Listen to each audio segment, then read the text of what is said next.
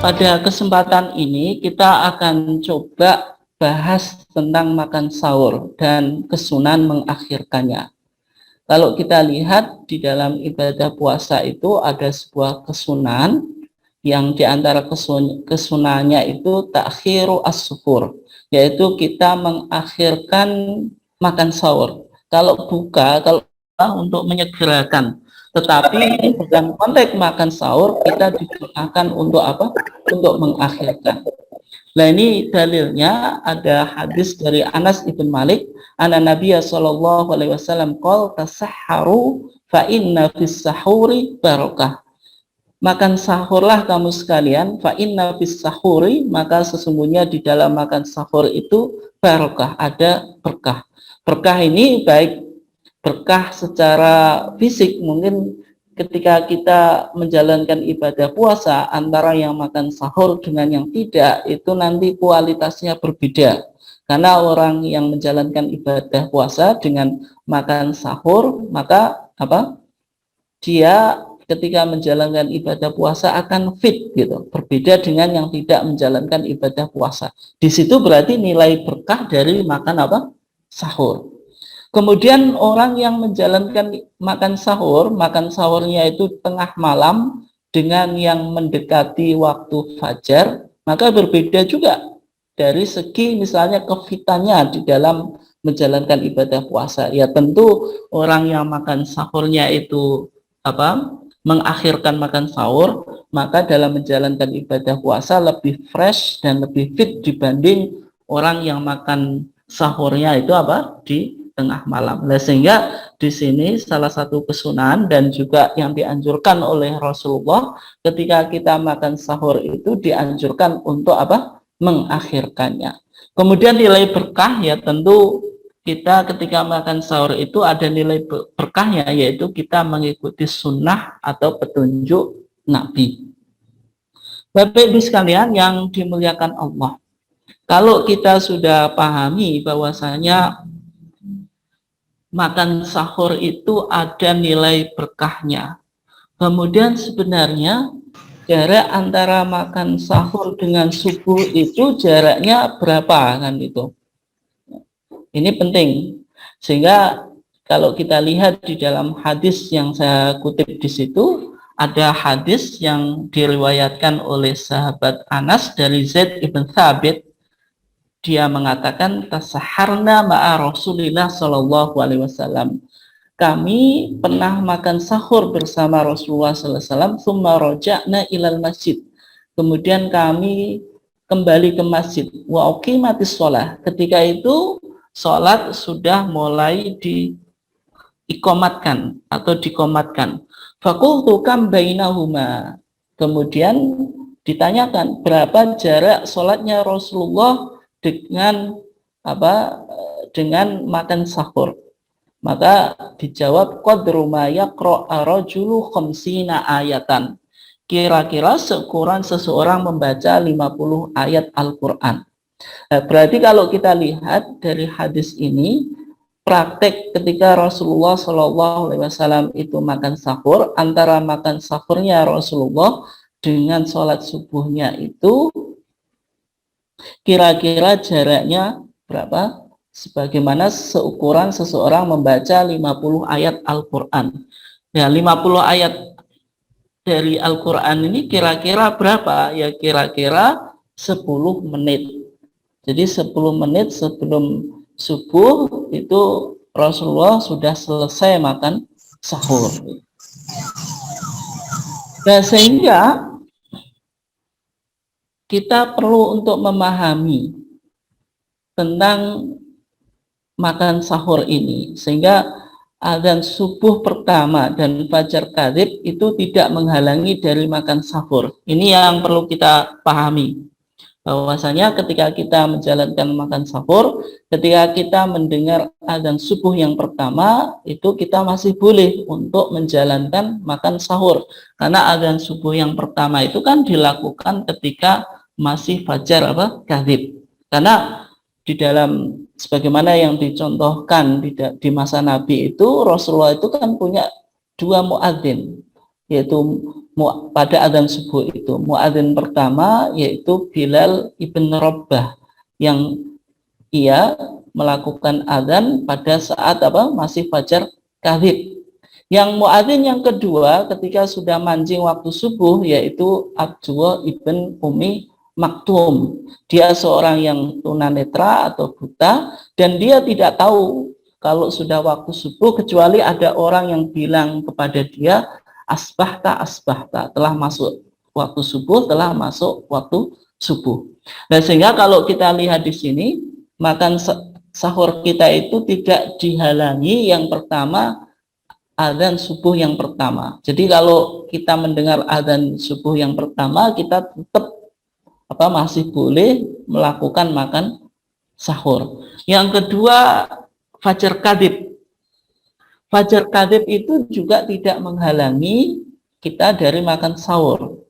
Karena yang menghalangi makan sahur itu hanya fajar sodik, yaitu ketika datangnya waktu subuh. Nah, sebagaimana yang dikatakan dalam hadis dari Samurah ibn Jundub, Rasulullah SAW mengatakan, la yamna'annakum min suhurikum adhanu bilalin. Janganlah sekali-kali menghalangi kamu sekalian min suhurikum, dari makan sahur kamu sekalian, adhanu bilalin, yaitu adanya Bilal. Walal fajrul mustatil, demikian juga jangan fajar yang mustatil, yaitu fajar yang dia itu dia itu vertikal, membentang ke atas atau tegak ke atas, yang nanti digambarkan oleh hadis Rasulullah yang lain sebagaimana ekornya serigala. Nah, ini yang disebut sebagai fajar fajar kadhib, fajar yang dusta. Walakin al-fajr al-mustatir fil ufuq, akan tetapi yang menghalangi makan sahur kita itu yaitu fajar yang membentang, yang dia memanjang horizontal. Inilah yang disebut sebagai fajar fajar sodik. Bapak Ibu sekalian yang dimuliakan Allah, sehingga pada kesempatan ini perlu kita untuk memahami perbedaan antara fajar kadhib dengan fajar sodik. Yang di kanan ini fajar sodik. Ini al-fajru as-sodik. Kalau kita lihat, ini kan fajarnya dia membentang secara horizontal, kan ke samping ini kan rata. Ini fajar sodik yang model seperti ini, inilah waktu mancingnya waktu subuh yang sesungguhnya. Gambarnya seperti ini.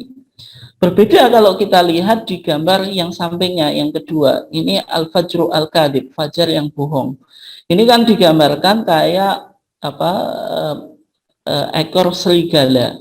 Nah, ini fajar putihnya itu kan membentang ke atas atau vertikal, membentang ke atas. Ini yang disebut sebagai fajar kadhib, fajar yang dusta, bukan fajar yang benar. Dan gambarnya seperti ini.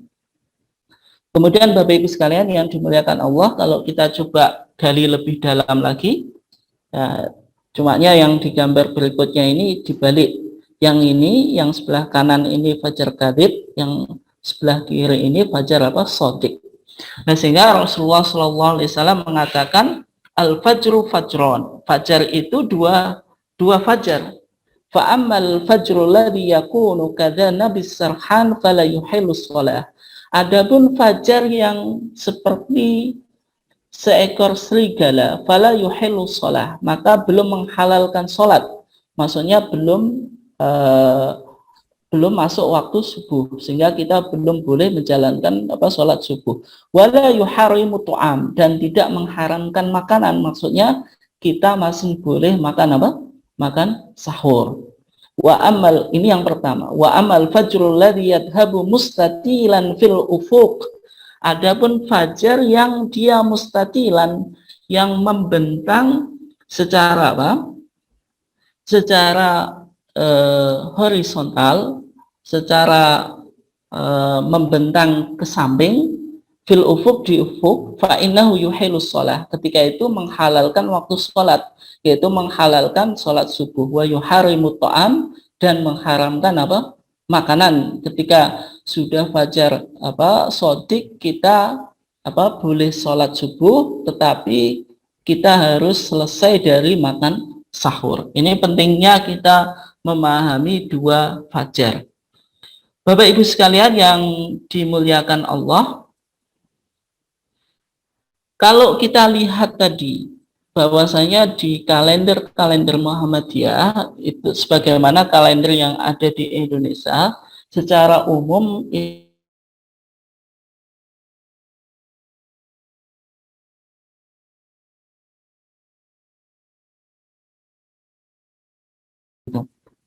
nah, sehingga ada sebuah pertanyaan yang diajukan kepada tim fatwa tarjih berkaitan tentang waktu imsak yang ada di dalam kalender Muhammadiyah, apakah itu bid'ah atau tidak.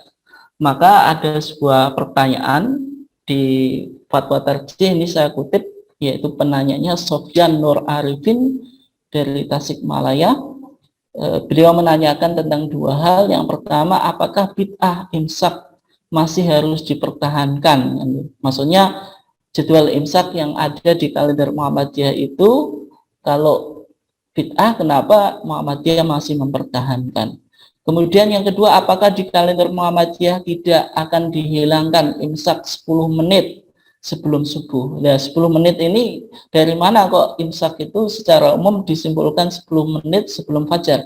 Ya karena tadi hadis yang menjelaskan bahwasanya sholatnya Rasulullah dengan makan sahurnya itu terpaut berapa? Khamsina qadru ma yaqra'a rajulu khamsina ayatan. Kira-kira sebagaimana seorang yang membaca 50 ayat. Khamsina ayatan itu kira-kira diestimasi ya 10 menit itu.